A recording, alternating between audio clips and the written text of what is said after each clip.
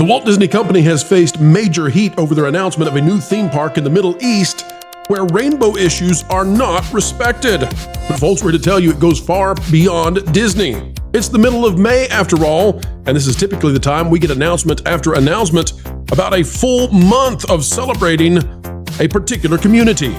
This year, however, don't look for that because corporations are showing the rainbow the door.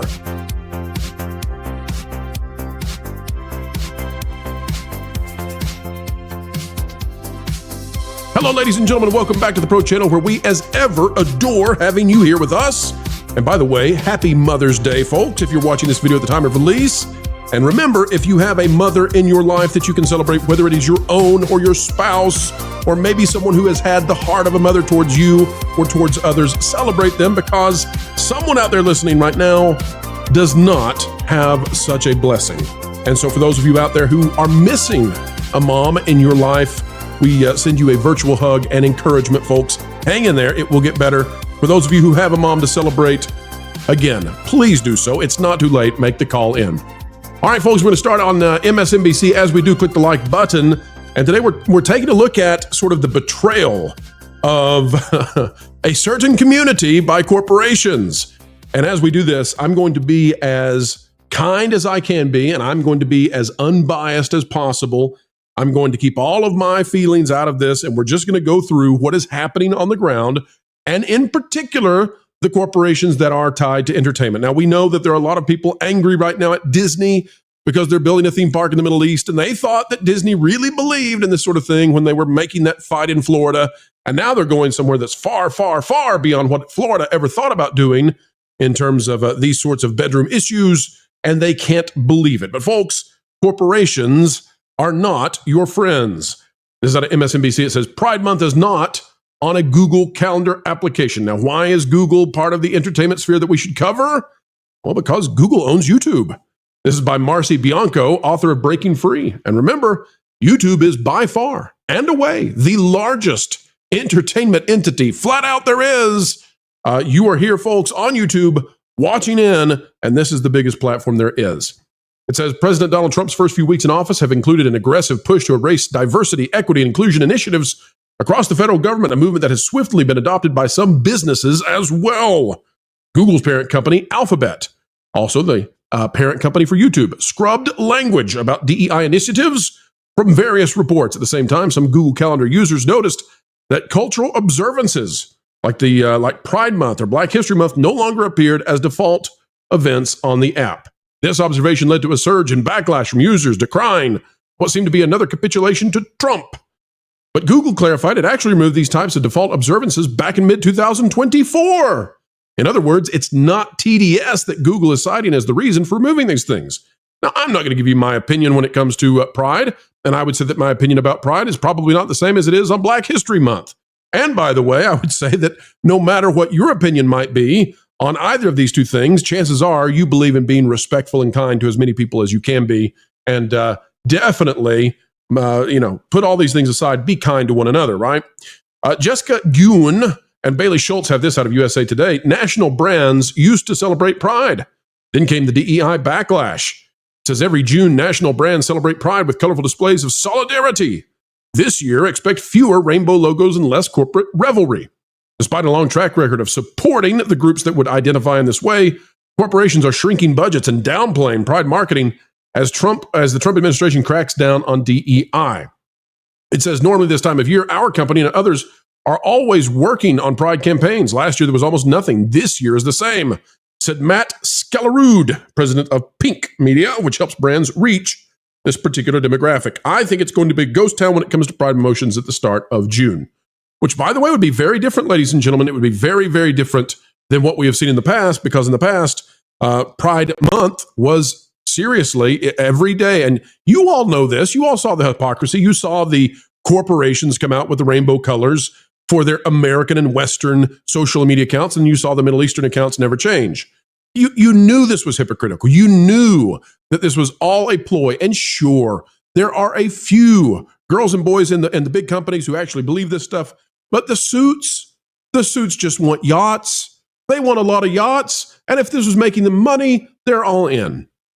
How much is the wind going away from the push for the Pride Month? Well, Eleanor Hawkins out of Axios has this one. U.S. companies end Pride sponsorship as anti-DEI pressure mounts. Again, the same thing, but I want to point out some companies here. It says, why it matters. This is a major pivot for once proud corporate America. Interesting way to put that. State of play, MasterCard, Citi, Pepsi, Nissan, PwC, all pulled sponsorship from the New York City Pride effort. Booz Allen Hamilton and Deloitte pulled out of World Pride Washington, D.C., and Anheuser-Busch and Comcast, again, getting back to these entertainment companies, folks, stopped sponsoring San Francisco Pride. It says consumers and employees want to understand what a company's values are and what its brand presence is, says Ben Finzel, president of RENEWPR, which needs a new name. I said that, not them. 39% of corporations are scaling back external Pride Month engagements this year, according to Gravity Research data. 57% of companies that are federal contractors plan to reduce external engagement, highlighting the risk of federal investigations. Okay. And by the way, this is an interesting thing that Axios does. It says, of note, 89% of Democrats, 62% of Republicans, and 78% of independents support protections for LGBTQ plus people, according to a recent Public Religion Research Institute survey. Now, that's an interesting way to phrase that, folks, because guess what? 100% of everybody out there should support protections for every human being because we believe in the dignity of every human being. So we all should protect each other, regardless of bedroom issues, regardless of politics, regardless of immutable difference, ethnicity, gender, all of that stuff. Protect each other. Be kind to one another. That's the message here on this channel. This is phrased in a way that would cause you to believe that that means more than what I just said, because I too believe that we should protect all people, right? And obviously so.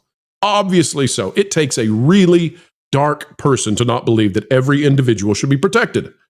That doesn't mean that you align with every single thing related with Pride Month, right? And you know this because these things were getting far, far more risque.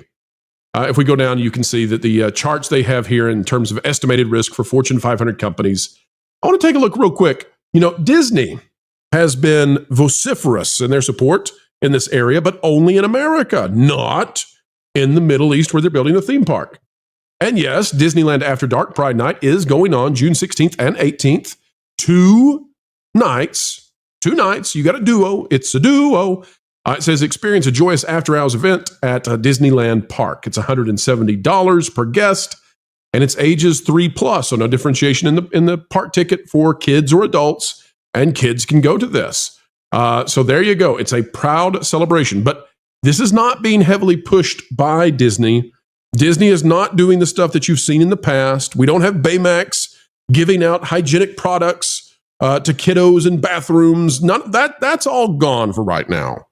And I'm not telling you that they've changed their hearts. I'm here to tell you they've changed their wallets. And their wallets said that it was wise to discontinue. So these companies are, whether it's Comcast or Disney or Alphabet or whomever, they're changing their tune. Breitbart has this, and I found it interesting. I'd like to wrap it here. Breitbart has a report that young people are leading Christianity's comeback across the United States. It's by Amy Feuer. It says more and more young people across the United States and other Western countries are reportedly embracing Christianity. Let's see. We go down to the report. This comes from Axios, by the way. So before you dismiss it and say, well, it's Breitbart. What are they? Yeah, pros on Breitbart again. This came out of Axios. Breitbart just has it. It was convenient. We'll read that, and then we'll get to the Pew Research poll. It says the share of men who never attend religious services hit a peak among those born around 1980. About 36% of men born in the early 1980s are never attenders. Then that share begins to actually decline pretty dramatically. Among the youngest adult men in the sample, never attendance is just 32%, a decline of 4 points from middle-aged men, and it's about 2 points lower than younger women. At least on this metric, young men are more religious than young women. A Pew Research poll found in February that Christianity's years-long decline in America appeared to have slowed. In December, the Wall Street Journal reported that Bible sales had risen 22% in the United States. Now, I don't want to get into this too much, other than to say that on the entertainment side of this, we're watching as faith-based programs do quite well. Angel Studios has had a heck of a run lately, right? And I think there is an opportunity there. But I want to bring this back to the corporations and to Pride Month. I'm not going to get into the issues of Christianity and pride and whether those can coexist or if there's a Venn diagram of spirituality. I'm not going to get into the theology of this. I have very definitive points of view, and I'm choosing voluntarily to withhold them for the purpose of making a point that I think is very important to get across right now. And that is that as we see the rise in perhaps more traditional points of view among young people, which would mean that pendulum is shifting back, perhaps the corporate sponsorships and the corporate displays of support with some of these events that were getting far more risque than many people are comfortable with, perhaps that is what is now being pushed away. Perhaps that was no longer a monetary good idea. Perhaps that was now breaching the fiduciary responsibility that many of these corporations have to their shareholders, and they said, we'll not share our money with these events any longer. Perhaps that is what is happening. Folks, that is just my conjecture, my speculation on this.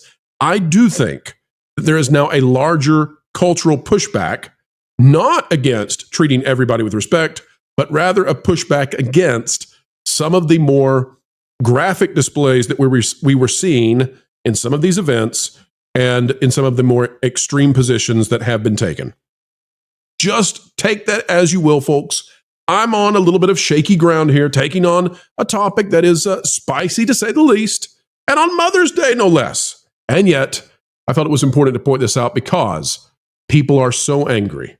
People are so angry inside the LGBTQ community over Disney. They're so angry about this Middle East thing. They're not happy about the June thing. And we're not going to be covering some of the stuff that we typically have covered in June in the past here on this channel, it looks like. I think there is a cultural movement, and I won't specify right or wrong, but I think there is a cultural movement that is having a corporate impact, and I think it's worth noticing. And because you've seen this video, you now know about it too, because keeping you ahead of the culture curve, well, that's sort of what we do here.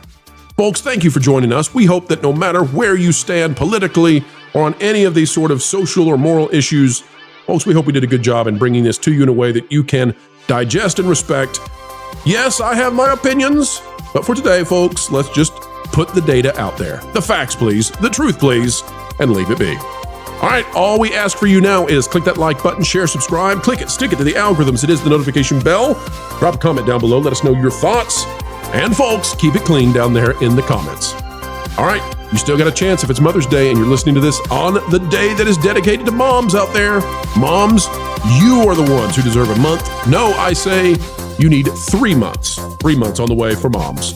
And folks, give a call if you still have the chance. All right, until the next time, keep learning, keep growing, and keep having fun.